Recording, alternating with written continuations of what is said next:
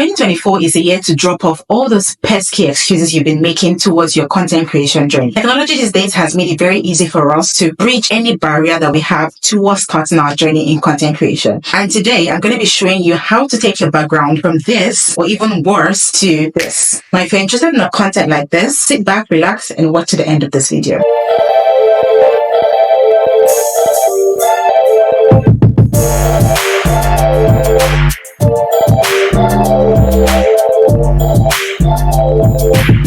Hey guys, welcome back to my YouTube channel. My name is Sandra Silvanus. For those that are just seeing my face for the first time, welcome. To my returning subscribers, you guys are amazing. Thank you for your continuous support. Now, to jump right into what we have for today, you've been wanting to start your content creation journey, but you are quite worried because you don't have an aesthetic space. You've come to the right place and you've clicked on the right video. The important things that we have to know before you jump right into making this video, so you don't get to the end line or get to the editing process and find out that you are losing something. Firstly, we're going to be looking at the different apps that we're going to be using throughout this process. First app that you're going to need, obviously, a camera. Now, this can either be your phone camera, or if you've got a professional camera that you use for filming, that serves as well. The second app that we're going to be needing, obviously, is going to be our YouTube background app. So this is the app where we're going to be getting our YouTube background aesthetic pictures from. For the sake of this video, we're going to be making use of Freepik and also Pexels. The third app that we're going to be needing, which could be optional, but I advise you use this because even if you don't use it in the video, you would need this to make your YouTube thumbnail, is the Canva app. Canva has got the paid version, that's the pro version, and the free version. Now, the fourth app we're going to need is our editing software app. Now, there are so many editing apps out there, but for the sake of this video, we're going to be making use of CapCut. CapCut I've been using for a very long time, and it's just the best thing to use to describe this video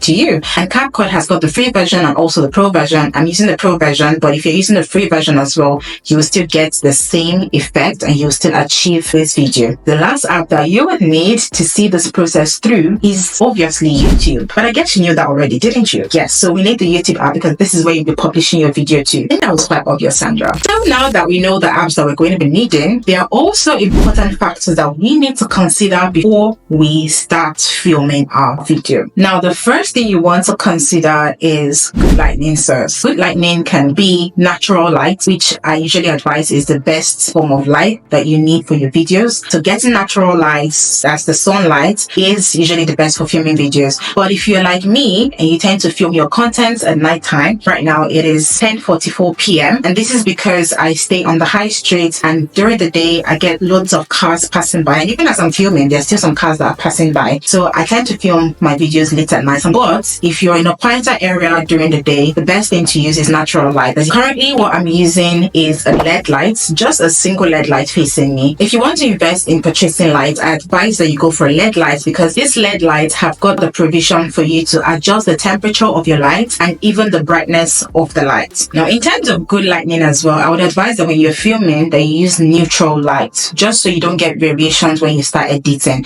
So just use a white light or a warmer light if that's what you want, but just make sure that you don't have different colors of lights like indigo or violet or whatever coming through in the background, because we don't want problems during the editing phase. Now, the next factor that you have to consider is a steady position for your camera, and this can be achieved by getting a tripod. So we don't want our camera fluctuating, or we don't want to have a video that is not steady because it's going to disrupt our editing process. But the next thing to consider is that you've got good sound quality, because a video with a good background with poor sound is just a mess. And the most important thing to consider when you've had all these factors checked is to test run a sample video. This is very important. And even before I started filming this content for you guys, I already had my sample video, and with that sample video I was able to tell the things that should be in my background and the things that shouldn't be in my background. It could be just a 30 seconds video or 1 minute video, just to make sure that you are in track and you've got everything checked out. Your sound, your video quality, your lighting, and everything is checked. Now, having gotten your recorded video, what's left? Let's add our aesthetically pleasing background. Let's get right into it. So once you have your recorded video, you want to head over to the freepik.com website, and in the search bar you type YouTube Studio Background and click on the search button here. Once you do that, you're going to get a series of different YouTube backgrounds, but one thing I advise is that you get a background that looks more realistic than a background that looks like this. You can go through all the pictures and can select the best options for you. And like I said as well, you can go into Pixel app and type basically the same prompt and you get various backgrounds that you can use for your video. Downside with using the Pixel app is most times it doesn't give you the exact options that you are looking for, except you go through the Pro version. So once you have downloaded all your selected images that you want to use for this process, then open your CapCut app and click on new project. And once you've clicked on new project, the next thing you want to do is import those backgrounds that you have just downloaded into your CapCut app. Now this is the process where you go in and select the best option for you. Like I said, you can download as many pictures as possible so that you have various options to select from. For the sake of this video, we're going to be making use of this particular background. So the first thing you want to do is bring this image down into your editing space. And once you've done that, the next process is to import your video that you're going to be using for this process as well. Now we're going to be using this as a sample, so I'm going to import my video. Once you have imported your video, you want to bring this in as an overlay on top your chosen background. Having done this, we want to make sure that our background is the same length with our video, so we're just going to drag this all the way to the end of our video. Now once you've extended the background to the end of your video, the next thing we want to do is to cut out the background of our overlay video. And to do that, you have to make sure that you highlight the overlay video and click here towards the right part of your screen where you've got the video, audio, speed,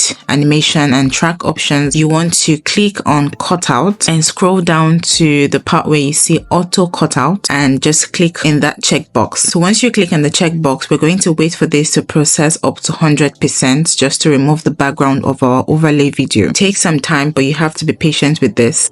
Once our overlay video has been cut out, now you can see that we have gotten exactly what we need. At this point, you can decide to adjust the YouTube background just to your preference. You can decide to zoom in by stretching out the edges of the video just to suit what you're looking for and to make it look much more natural. You can also resize yourself in the video as best as it pleases you. Now once we're satisfied with that, we want to tweak our background a little bit just to give it a little bit of a blurry vision to make it look much more real. Now how we're going to do that is always make sure that the part you want to work on is highlighted. Now the part we want to work on is our YouTube background. So once it's highlighted, the next thing we want to do is go on the effects, and in effects you go to video effects and scroll through to where you see lens. Click on lens and scroll all the way down till you find the blur effect. Now we've got the blur effect here. What we're going to do is click on that, hold that down and drag it into our background. Now we've added the blur effect to our background, but this is too much for us. So at the right corner here you can see this column where you can adjust the intensity of the blur. So you can either increase the blur effect or you can reduce the blur effects just to the intensity you want it to be at. For the sake of this video, we're going to be working with 7. 7 looks natural. The next thing you want to do is probably go in to do some color grading. We're not going to be doing color grading for this video. If you want me to do a color grading effect just to show you how you can add more color to your background or to your personal video, let me know in the comment section and I'll make a video showing you how to do that. Now once you're done adding the effects to your video, the next thing we want to do is just click on the export button and export this into your device, and then you can publish to YouTube. And that's how you switch up your content creation game in 2024. If you've gotten any value from this content, don't forget to give me a thumbs up and also save this video so you can refer back to it when you need it. Also, please hit the subscribe button and join the family. I intend to take my editing game up the notch this year, so I'll be sharing everything that I learned along the line.